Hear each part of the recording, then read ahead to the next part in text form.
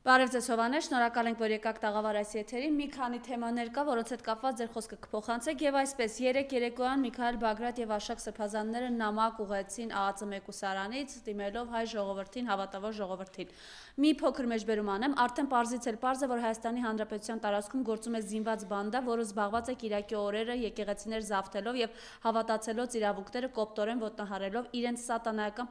պաշտամունքները կատարելու համար։ Այս հանցավոր բանդան գլխավորում է վարչապետի պաշտոն զբաղեցնող անհայտ դավանանքի տեր մի անձ, ով զինված մարդկանց ուղեկցությամբ բացահայտ եւ անթաքույց լկտիությամբ թափանցում է իր իրավասության տակ չգտնվող եկեղեցու սակրալ տարածքներ, խախտելով կրոնական ազատության սահմաններն ու սեփականության իրավունքի անձեռնմխելիությունը։ Այս ամենը նողկալի են գնահատում սրբազանները, նաեւ խոսում այն մասին, որ նողկալի է, որ սույն բանդայի նախարարներից,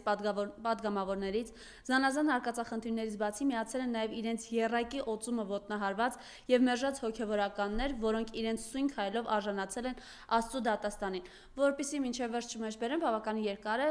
վերջին նախադասությունը։ Եթե Աստված մեր կողքին է, ով կարող է լինել մեզ հակառակ, հաղթանակի վստահությամբ Միքայել arczepiskopos Աջապահյան, Բագրատ arczepiskopos Գալստանյան, Աշակ arczepiskopos Խաչատրյան։ Խնդրեմ Այս կոչը, այս խոսքը, որ իրենք փոխանցում են հայ ժողովրդին, դուք ինչ ունեք ավելացնելու եւ մենք նաեւ իմացանք, որ պետք է ասել են, այդպես առանձնապես ավելացնելու բան չկա, այո, զինված բանդա է, որովհետեւ նայեք, սահմանադրությամբ իշխանությունը պատկանում է ժողովրդին, իսկ եթե մարդը ժողովրդի հավաքատեղի, աղոթատեղի գնում է բանով զենքով, հա, ոստիկանություն, ԱԱԾ ամբողջ իրավապահ համակարգը օգտագործում է այնտեղ մտնելու համար, իր ելումուտը ապահովելու համար, բնականաբար նա իշխանազրկվել է, որովհետև նա ստիպված է ում իշխանությունը որ պատկանում է, նրա մոտ ինքը գնում է զենքով, եթե դու զինաթափես նրան, նա կմնա առանց իշխանության։ Հիմա նախ հստակ պետք է բոլորս հասկանանք, որ քաղաքացիական պայմանագիրը Հայաստանում վաղուց իշխանություն չունի, որովհետև իշխանությունը այն է, որը գալիս է Հայաստանում սահմանադրության ու օրենքների հիման վրա պահպանելու սահմանադրությունն ու օրենքները։ Իսկ սրանք արդեն որորդ անգամ է թե սահմանադրությունն են խախտում, թե ներպետական օրենքներն ու միջազգային իրավունքը եւ առհասարակ քաղաքակրթական սկզբունքները։ Հետևաբար նրանք իշխանության չեն, նրանք պարզապես ԱԱԾ-ի միջոցով կլինի դատախազության, քննչականների, ներքին գործերի նախարարության, չգիտեմ, մեկո պարեկների ինչ ուզում է լինի, նրանք զենքով, այսինքն դուբինկայով, նրանք շարունակում են պահել այդ իրենց քմահաճույքները, հա, ինչպես օրինակ ենթադրենք մաֆիա կա բանում, ինչ որ երկրում, ասենք իտալական մաֆիան է, ինքը զենքով, շանտաժներով ինչ որ որոշակի իշխանություն ունի։ Նա գործում է օրենքից դուրս, կամ մեր աշխարհին հայտնի, հա, օրենքով գողերն են մեզ համար հայտնի, նրանք նույնպես այդ մեթոդներով, օրենքից դուրս մեթոդներով ունենում են որոշակի իշխանություն։ Հիմա այս բանդան, ինչպես ասել են սրբազանները կամ ահաբեկչական խումբը, նրանք եւս օրենքից դուրս են գործում, բայց քանի որ ձեռքերին զենք կա, շանտաժների միջոց կա, բան կա, այդպես բոլոր իրաց քմահաճույքները իրականացնում են, էլի։ Այդպես հնարավոր չի, Հայաստանը ազատագրման կարիք ունի եւ իշխանությունը պետք է վերադարձվի ժողովրդին, այսինքն մեզ։ Եվ ժողովուրդը պետք է ընտրի իր այն իշխանությունը, որը կպահպանի օրենքներն ու սահմանադրությունը։ Սա էական է հասկանալ, որ ընտրություններով ձևավորված իշխանությունը ուզում է 100% ձայն հավաքի։ Նա այդ ձայները հավաքում է սահմանադրության ու օրենքների հիման վրա եւ նա պարտավորված է այդ սահմանադրությունն ու օրենքները պահպանել։ Այնպես որ սիրելի շատ քիչ մնացած Նիկոլ ընտրած զանգված, նույնիսկ եթե 2026 թվականին դուք ընտրեք այս բանդային, դա որևէ նշանակություն չունի, նրանք իշխանության չեն վաղուց։ Հասկանում եք, նրանք զենքով, շանտաժով պահում են իշխանությունը եւ կարող է 2026 թվականին էլի ամենաշատ ձայնը հավաքեն։ Դա որևէ նշանակություն չի ունենալու։ Նրանք հիմա էլ իշխանության չեն, հետո էլ որ ընտրվեն իշխանության չեն լինի։ Պարզապես կրկնում եմ, այդ բռի մեթոդներով, հակաքաղաքակրթական, բարբարոսական,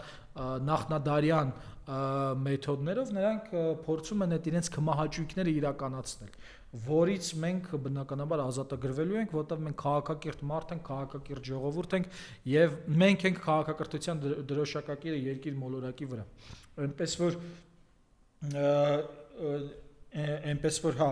կրկին որտեվ շատ եմ լսում ասում են բա ընտրված իշխանությունն է բանը որ ընտրվածը չի նշանակում ինչ կուզի կանի ընտրվել է որպեսզի սահմանադրությունն ու օրենքներին համապատասխան գործի եթե խախտում է ուրեմն կներեք սիրելի շատ քիչ մնացած Նիկոլ ընտրած սիրելի ժողովուրդ գնաք ուրիշին կընտրեք հաջորդ անգամ, որովհետև եթե դուք ընտրել եք, չի նշանակում, մեզ պետքա ցեղասպանեն, կեղեքեն։ Չկա տենց բան, որ դուք ընտրում եք, նրանք ընտրվածը նաև մեր համակեցությունը ապահովելու եւ մեր իշխանությունը լինելու համար է, ոչ թե միայն ինչ որ Ադրբեջանի ժողովրդի ցանկությունները իրագործելու համար է։ Մենք տեսնում ենք այս իշխանությունը նաև կեղտոտ քայլերով փորձում է բարգավաճել հայրաքելական եկեղեցու եւ տեսանք վերջերս ինչ տեղի ունեցավ նաև Աշակ Սրբազանի նկատմամբ այս իրենց գործելավոճի այս կեղտոտությունը որ իրենք իրականացնում են ինչի դրսևորում։ Շատ պարզ է, եթե օրինակ հիմա ամենայն հայոց կաթողիկոս Գարեգին II ասի Արցախը Ադրբեջանինն է, արցախցիք չպետք է վերադառնան, հայոց ցեղասպանությունը ժխտի կամ հրաժարվի հայոց ցեղասպանության ճանաչումից արդարության վերականգնումից բնականաբար նրանց մոտ կվերանա բոլոր այն հոդվածները որ սարքում են կաթողիկոսի գլխին կամ կուսակրոնության թեման ինչպես օրինակ տեսնում ենք հա օրինակ arczepiskopos Կճոյանի պարագայում որ հետքը լայնածավալ հետաքննություն ունի օֆշորների հետ կապված դեռևս նախորդ իշխանությունների օրոք կամ իհարկե բամբասանքների մակարդակին են այդ կուսակրոնության ուխտը խախտելու հետ կապված բազմապիսի մարդիկ են միացել նաև այս խունտային շատ պարզ է եթե ասում ես որ բան է այսինքն հրաժարվում ես միջազգային իրավունքից, ասում ես փախստականը չպետքա վերադառնա իր տուն, դառնում ես որևէ խնդրեմ չունեցող եւ հակառակը, եթե դու քաղաքակիրթ մարդ ես, ասում ես ոչ Արցախը ինքնորոշվել է բոլոր միջազգային իրավունքի օրենքների համապատասխան, փաստորեն քեզ դրա համար գերի են վերցնում եւ այս խոսքը ասելուց վրա նաեւ նշենք որ այսօր Արցախի անկախության հանրաքվեի օրն է, այնպես որ ողջունում եմ բոլորիս, մենք քաղաքակիրթ ճանապարհով անցել ենք այդ ճանապարհը, հետո մեր քաղաքակիրթ ճանապարհը Նիկոլ Փաշինյանի նման մարդիկ Ադրբեջանի իշխանությունները մեր քաղաքակիրթ ճանապարհը չեն ընդունել, մտել ենք պատերազմական գործողությունների մեջ, տեղել ենք հաղթել, հետո բնականաբար այդ բարբարոսները չեն ընդունել այդ քաղաքակիրթ ճանապարհները, մեզ պարգևել են Սուտասան Նիկոլ Փաշինյանը, որը խաբելով մեր ժողովրդին եկել է զավթել է մեր իշխանությունը եւ հիմա աջ ու ձախ մեր ունեցվածքը հանձնում է ուրիշներին, բայց այնուամենայնիվ բոլորս էլ հասկանում ենք, որ այստեղ քաղաքակրթության եւ մարդասիրության հարց է եւ մենք շարունակում ենք Արցախի համար պայքարելը եւ արցախցիների, այսինքն մեր հայրենակիցների իրավունքների անկախտելիությունը ապացուցելը եւ իրավունքների մասին խոսելով նաեւ տեսնում եք համընկել է փաստորեն դեկտեմբերի 10-ը համ Արցախի բանի օրն է անկախության հանրաքվեի համել մարդու իրավունքների պաշտպանության միջազգային օրն է եւ այս համընկնումը ինքը շատ խորհրդանշական է, որովհետեւ հայերը աշխարհում այս պահին ամենաշատը զրկանք կրողն են մարդու իրավունքների եւ ժողովրդավարության համար, որովհետեւ Արցախի հարցը միայն հայերի ինքնության հարցը չէր, հա, հայերը աշխարհում հարց էին բարձրացրել մարդու իրավունքների, ազգերի ինքնորոշման եւ քաղաքակրթության հարց, որովհետեւ երկրորդ համաշխարհային պատերազմից հետո ազգերը նստել էին այս սկզբունքների շուրջ, նրանք որոշել էին, որ ազգերը պետք է հարգանքի հիման վրա հարաբերվեն, ազգերի ինքնորոշման հիման վրա հարաբերվեն եւ եթե ինչ-որ մեկը մյուսից ուժեղ է, դա չի տալիս նրան իրավունք, որպեսզի մյուսների իրավունքները ոտնահարի։ Եվ այս սկզբունքների հիման վրա եւ մենք ստեղծեցինք Արցախի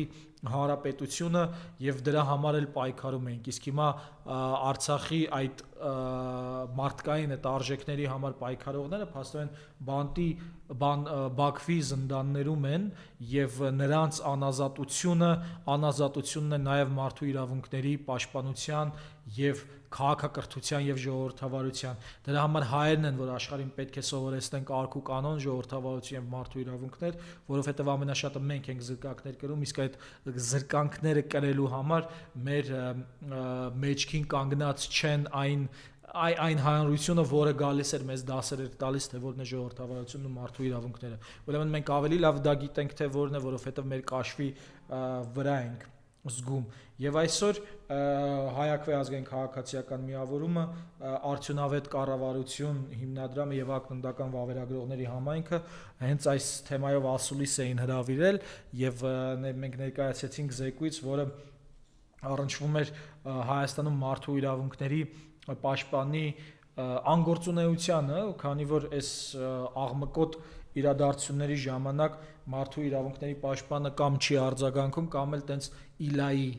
բանի ժարգոնով ասած, երևանյան ժարգոնով ասած, տենց իմիջայլոց է արտահայտվում։ Մասնավորապես մեր զեկույցում մենք ներկայացրել ենք մտքի խղճի եւ կրոնի ազատության, արդար դատաքննության, խաղաղ հավաքների ազատության, խոշտանգումից զերծ լինելու իրավունքի, իրավական պաշտպանության արդյունավետ միջոցի իրավունքի, միջազգային դատարաններից բողոքի հետ կանչման խնդրին են անդրադարձել, որովհետև միջազգային դատարաններից մեր հետ կապված հայցերը հետ կանչել եւս մարդու իրավունքների ոտնահարում է, որտեղ եղել է հանցագործություն մեր դեմ, մենք դիմել ենք դատարաններ եւ հետ ենք կանչել։ Այսպիսով մարդու իրավունքների պաշտպանի համակարգային անկարգության հիմնական բնութագրերն ենք տվել, որը խուսափողականությունն է, ընտրողականությունը, մակերեսայնությունն ու ոչ պրոֆեսիոնալությունը, ինչպես նաև անդրադարձել ենք իրավապաշտպան համայնքի եւ քաղաքացիական հասարակության նրա ոչ պրոֆեսիոնալ վերաբերմունքին, մասնավորապես մի զավեշտալի բան ասեմ, արդյունավետ կառավարությունից Մարինա Մալխասյանն էր ներկայացնում, իրավապաշտպան, որը արդեն 20 տարուց ավելի է իրավապաշտպան գործունեությամբ է զբաղվում, եւ այս զեկույցը պատրաստելու ժամանակ բացահայտեցինք, որ Հայաստանի Հանրապետության մարդու իրավունքների պաշտպանի Facebook-յան էջը արգելափակել է, բլոկ արել իրավապաշտպանին, այսինքն մարդու իրավունքների պաշտպանը բլոկ արել իրավապաշտպանին, էլի շատ զավեշտալի պատմություն է։ Եվ ինչպես նաև ներկայացրեցինք Հայաստանում հանցագործությունների թվի աճը, որը կտրուկ աճել է, ես շատ մանրամասն չասեմ, միայն դատապարտվածների թվաքանակի մասով ասեմ, եթե 2023 թվականին 2548 էր, ապա 2024-ին 6179, սա 3 անգամ փաստորեն աճ է, հենց 2025 թվականի տվյալներն էլ վերջնական մշակված չեն։ Բայց այսուհանդերձ մի կարևոր բան կա, որ պետք է նկատի ունենանք, դա համակարգային խնդիրն է, որովհետև Հայաստանում մարդու իրավունքների պաշտպանի ընտրությունը այնպես է կազմակերպված, որ նա դառնում է կուսակցական։ Ես խորհուրդ եմ տալիս այս հարցերի մեջ մեր հայրենակիցները, մեր համակարգացիները շատ խորանան, որովհետև անձով չի հաճախ պայմանավորված, թե ինչպես է աշխատում համակարգը, կամ եթե համակարգը աշխատեր, ամենայն հավանականությամբ ոչ պրոֆեսիոնալ անձիկ չէին լինի այդ համակարգում, մասնավորապես խոսքը մարդու իրավունքների պաշտպանի ինստիտուտի մասին է։ Տեսեք, ոնց է ընտրվում մարդու իրավունքների պաշտպանը։ Ուրեմն 192-րդ հոդվածով սահմանադրության մարդու իրավունքների պաշտպանի թեկնածությունը ներկայացնում է ազգային ժողովի համապատասխան հանձնաժողովը։ Գիտեք, ազգային ժողովը բաժանված է տարբեր հանձնաժողովների եւ այդ համապատասխան հանձնաժողովը այս պահին մարդու իրավունքների եւ հանրային հարցերի հանձնաժողովն է։ Բայց կարևորը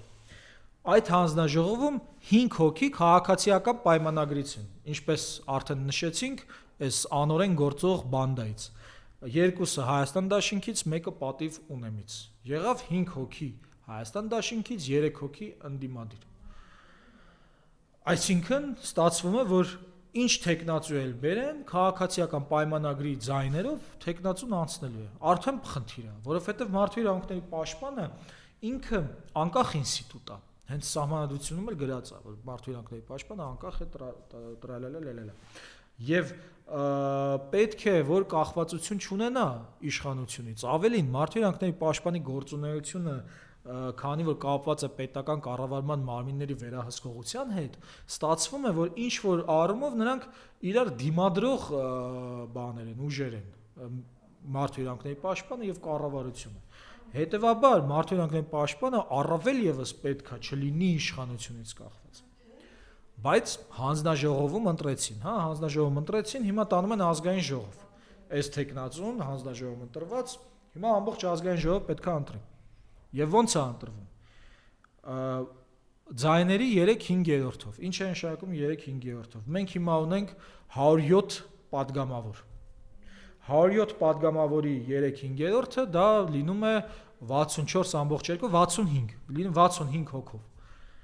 Բայց քաղաքացիական պայմանագիրը ունի 71 падգամավոր։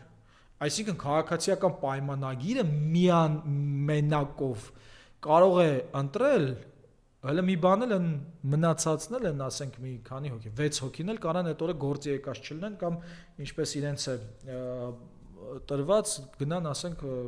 բան կայֆավատ լինեն։ Ուրեմն 65 հոգով քաղաքացիական պայմանագիրը կարող ընտրի մի անձնի մարդու իրավունքների պաշտպան։ Այդպես չեղավ անկախ մարմին, եղավ կուսակցական մարմին, եղավ որ քաղաքացիական պայմանագրի իշխանության ներկայացուցչի ցանկալի դերակատարն է այդտեղ եւ բնականաբար այս ցանկալի դերակատարը չի կարող լինել անկախ, որ իրենց մեջից ընտրված մարդն է։ Բայց սա դեռ էլի ամբողջ խնդրեմը չի, սակայն այս երկու հարցը լուծել է, օրինակ այդ հանձնաժողովում կամ հավասար բաշխված լինելը իշխանության եւ ընդդիմադիրների հավասար բաշխված լինելը կարող է հարցը լուծել։ Ինչպես նաեւ երբ որ ազգային ժողովում ընտրում են, արդեն պետքա շեմը բարձրացնել, ոչ թե 3/5-ը ընտրի, այլ ընտրի, ասենք 70%-ը։ Կամ ասենք եթե լինի 4/5-ը կլինի, ասենք 72 հոգի, որը էլի քիչ է։ Բայց ամեն դեպքում մյուս խնդրեմը նա է, որ իշխանության ներկայացուցիչ պետք է չլինի այդ անձը, իսկ այս անձը դատախազի տեղակալն էր։ Պատկերացնում եք, դատախազությունից մարդ են բերել։ Քննչականի պետներ դա արտագաղթել նախարարի ընկերուհին է, այսպես բոլոր ընկերուհիներ են։ Հա, ասեց բանով ձիվիչնիկ են անում, էլի։ Մեր բանը ուժայինները դարձել է ասենց ձիվիչնիկ։ Իհարկե ողջունելի է, որ կանայք, հա, դրան կանադարձանք հեսա։ Ողջունելի է, որ կանայք ավելի ակտիվ են քաղաքականության մեջ իրենց դրսևորում, բայց ողջունելի չի, որ մի հատ ինչ որ տղամարդու քմահաճույքներով եւ տղամարդու ցանկություններն են ամենտեղ իրականացում։ Օրինակ Արփինե Գալյանը, հա, ինքը կին է, հա, Սրբուհի Գալյանը կին է, արդարադատության նախարարը, բայց ասեք ինչ անկախություն ունի, ինքը կարող է իր մասնագիտական գործունեությունը 100%-ով իրականացնի կամ թեկուզ 70 կամ 50%-ով, իհարկե ոչ, եթե մարդը ասում է Ստոկհոլմի արբիտրաժային դատարանի որոշումը պարտադիր կատարման ենթակա չէ, դա չի ասում, այդ Նիկոլ Փաշինյանն է ասում, դա կինը չի ասում, դա տղամարդ է ասում, որովհետև եթե չեմ սխալվում, Նիկոլ Փաշինյանը XY քրոմոսոմ ունի ու տղամարդ է, էլի XY քրոմոսոմ ունեցողը։ Հետևաբար ողջունելի է կանանց ներգրավվածություն, բայց կանայք պարում են տղամարդու դուդուկի տակ։ Եվ Հովհաննես, մենք գիտենք, որ Միքայել Սրբազանի առողջական վիճակը բավականին ծանր է, նրան վիրահատությունը անհապաղ անհրաժեշտ, բայց տեսնում ենք այս իշխանությունները ինչ վարքագիծ են դրսևորում եւ տեսանք նաեւ 7 վերք եկեղեցում Կիրակի օրը կարծեմ Հայակվեի աջակիցներից մի կին նաեւ այնտեղ չթողեց եւ իր ձայնով խլեցրեց այն իրականությունը, որ զեղչում էին վեհապար Հայրապետի անունը, Միքայել Սրբազանի բանտված Միքայել Սրբազանի անունը չէին տալիս եւ ինչ տեղի ունեցավ 7 վերք եկեղեցում, համեցեք։ Նախ ողջույններս գյումրեցիներին, բրավո բոլորին եւ այդ թվում հատկապես հոգեվորականներին, որ մինչև վերջ կանգնեցին ու թույլ չտվեցին, որ պատարագաքննիչը, գրաքննիչը մտնի ու իր ուզած ձևով իր այդ վակխանալյան այդ իրականացնի։ Սա շատ կարևոր էր եւ կրկին գյումրեցիները թե իրենց երևակայությամբ, թե իրենց կամքով մեզ բոլորիս ողջևորեցին։ Խոսքը Անահիտ Ղազարյանի մասին էր, ով շտկեց գրաքննությունը եւ ոչ միայն կաթողիկոս Գարեգին II, այլև Շիրակի թեմի առաջնորդ Միքայել arczepiskopos Աճապահյանի անունը հնչեցրեց պատարագի այն հատվածում, որտեղ պետք է հնչեր, բայց 385 եկեղեցի հանձնած այս տղայի գրաքննությամբ չէր հնչեցվել, բայց այնտեղ ավելի խայտառակ բաներ են եղել, օրինակ 7 վերք եկեղեցու հավատացյալները, որոնք ամեն կիրակի գնում են, ես այսօր իմացա, որ փաստորեն թույլ չեն տվել, որ մտնեն եկեղեցին։ Սա աննախադեպ կրոնի եւ խղճի եւ մտքի ազատության ոտնահարում է, սա որևէ կերպ պետք է չհանդուրժվի եւ կարեւոր չի եվրո չինովնիկները խոսում են, չեն խոսում, իրենց արժեքները բրախել են թե չեն բրախել, մենք որպես քաղաքակրթության ներկայացուցիչներ աշխարհի երեսին մեր գործն է, որպեսզի թույլ չտանք, որ այսպես մարդկանց հույզերի հետ այսպես ահաբեկչություններ իրականացնեն։ Իհարկե նաև մեղքս գալիս են ԱԱԾ-ի այն աշխատողները, որոնք իրենց կյանքը նվիրել էին մեր ազգային անվտանգության ծառայությանը ու մեզ պաշտպանելուն արտաքին եւ ներքին վտանգներից, բայց փաստորեն գնում են ինչ-որ հոգեվորականների, ասում են կաթողիկոսի անունը չտաս կամ կտաս արդյոք թե չես տա։ Ես ուզում եմ հիշեցնել, որ որևէ սպա Հայաստանում, լինի դա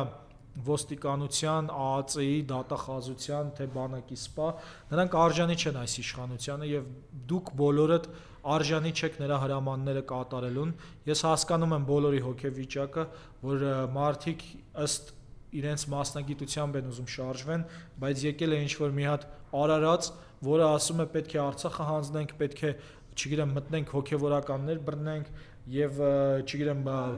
տասնյակ քննիչներ աշխատեն մեկ մարդու գործի վրա եւ այսպես հանցագործությունները շատանան Հայաստանում, բնականաբար բոլորն էլ ուզում են օրինական եւ արդար հրամաններ կատարեն, որ հանգիստ լինեն, խաղաղ լինեն, ներդաշնակ լինեն։ Եվ այդ օրը գալու է։ Այդ օրը միանշանակ գալու է այս բանդան, որը եկել է եւ զուտ զենքով իր կմահաճույքներն է իրականացնում, բռնություններով, զենքով եւ այլն, բնականաբար դուրս են շպրտվելու, ինչպես քաղաքակրթության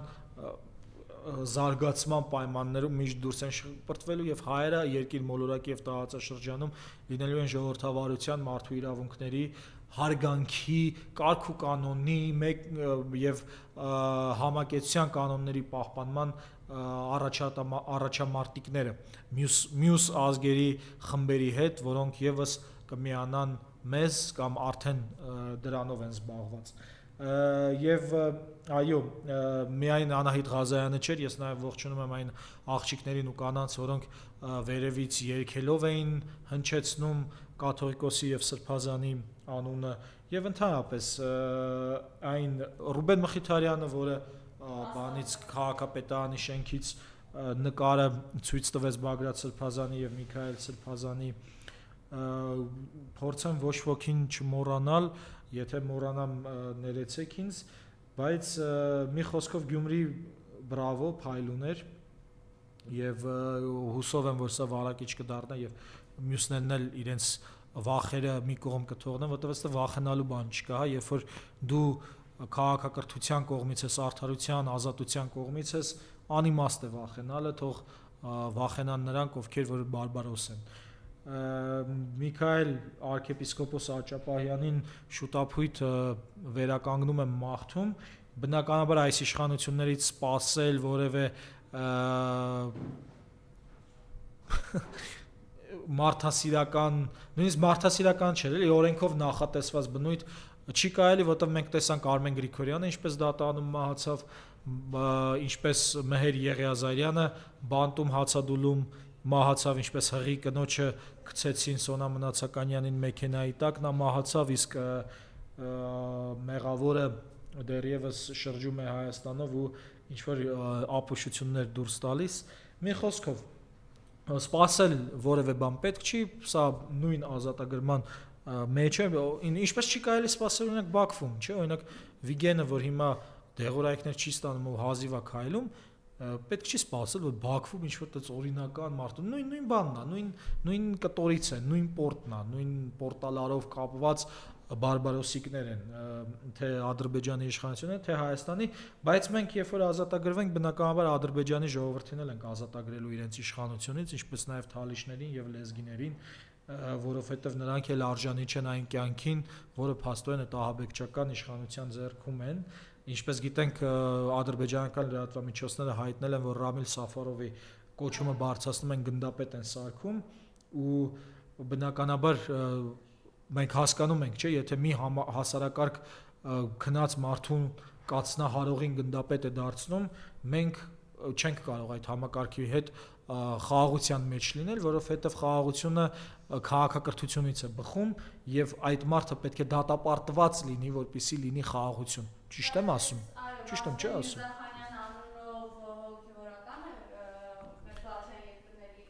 Նախ սկսեմ Վրաստանից նրան մեկուսացրեցին Վրաստանի հայ համայնքի պահանջով իր արածների համար եւ Թիֆլիսում ես էլ եմ շփվել։ Շիրակի հոգևոր դասը պետականությանը դեմ քայլեր է իրականացրել եւ եկեղեցուց մինչեւ անգամ աթոռներն էին։ Նախ սկսենք նրանից, որ ինքը կանոնական խախտումներ է իրականացրել, իր թեմը թողել է եւ գնացել է ուրիշ թեմում բան է վակխանալիայի է մասնակցել, սա արդեն կանոնական խախտում է, մենակ իրան չի վերաբերում, նաեւ վերաբերում է մյուսներին, arczepiskopos Կճոյանին, մեկ էլ են մյուսը չեմ հիշում անունը։ Մի խոսքով, այսինքն նախ իրենց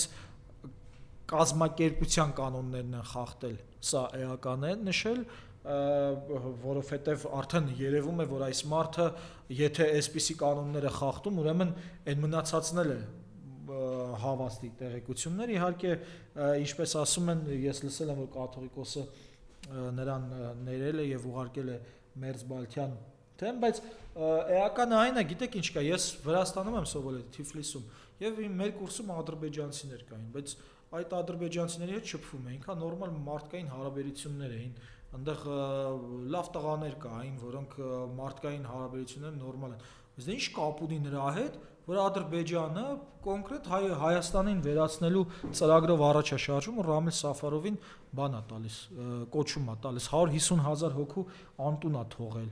Ինչ կապ ունի նրա հետ, որ ամբողջ ադրբեջանական ռոպագանդան Հայաստանին վերացնելու մասն է եւ այդ թվում մեջ միացինը։ Ինչ կապ ունի նրա հետ, Թուրքիայի հետ հարաբերությունը, ես բնականաբար լիքը թուրքերի հետ շփվել ենք, ով չի շփվել։ 100,000-ը Թուրքի հետ ենք շփվել նորմալ հարաբերություններով, բայց դա նշանակում է, որ պետքա ցեղասպանության ճանաչումից իմ պապերին սպանելու հրաժարվենք։ Ոնց։ Ինչքան ուզում է լավ մարդ լինի, եթե այդ հանցագործությունը գործել են, պետքա պատասխանատվություն կրեն։ Լավ էս մարդը, այս տարիքի մարդը այդ ամեն ինչը չգիտի, լավ դիմացինը, որ լրագրողը այդ ամեն ինչը չգիտի, հիմա ենթադրենք ես ասենք ինչ որ բանի Աշոտ Աշոտյանի հետ լավ հարաբերությունների մեջ եմ, բայց եթե այդ մարդը ենթադրենք այնտեղ բան արի, հանցագործություն արի, չգիտեմ, ենթադրենք բան աղջիկա բռնաբար։ Պիտի ասեմ, գիտեք ինչ կա, նա շատ լավ մարդ է, ես շփվել եմ, հրաշալի մարդ է եւ ոչ, նա պետք է պատասխանատվություն կրի իր պատժի համար։ Նույնիսկ ԿՊԱ-ականների հետ էլ ենք շփվել։ Լիքը մարդ մեր ընկերներն են եղել, չգիտենք որ սենց դավաճան են դուրս գալու, հիմա եղել են լավ, բայց շատ լավ հարաբերություններ են, շատ լավ բան էին, նեղորվա ընկեր էին, լենորվա ընկերել էին, մենք էլ իրանց նեղորվա ընկերն էինք, շատերի մխիթարանքն էինք, բայց ինչ է նշանակում, հիմա Արցախը հանձնելու համար պետք է ասենք, դե գիտեք ինչ շատ լավ բան են, շփվել ենք, շատ նորմալ մարդիկ են,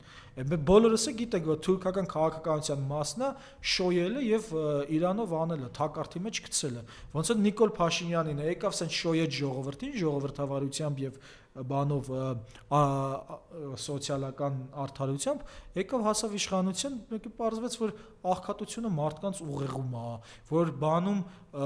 սուպեր վարչապետական համակարգ չկա, այսինքն նույն թուրքական բանը իրականացրեց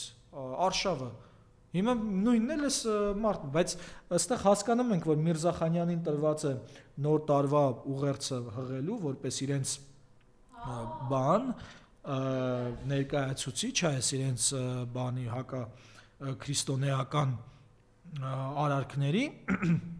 բայց այս մարդը չմոռանանք, որ քրիստոնեությունից էլ է, հա, շեղվել, այսինքն ոչ միայն օրենքից եւ եկեղեցուց է շեղվել, այլ նաեւ հենց բուն քրիստոնեությունից է շեղվել, որովհետեւ նա փաստորեն ընտրել է ոչ թե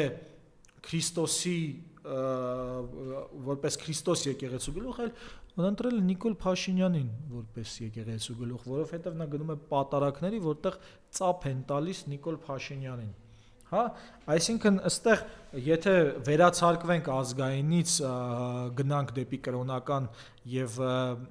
քրիստոնեական բնույթի մեջ մտնենք, այս մարդը քրիստոնեության հետ կապ չունի։ Այս մարդը քրիստոնեության հետ կապ չունի եւ ես օրինակ կամ բազմաթիվ քաղաքացիներ, որոնք աթեիզմի հետ կապ ունեն, կարան քրիստոնեության հետ շատ ավելի կապ ունենան, քան այս տղան։ Ներեցեք, տղա եմ ասում, բանը, arczepiskopos Mirzaxanyանը։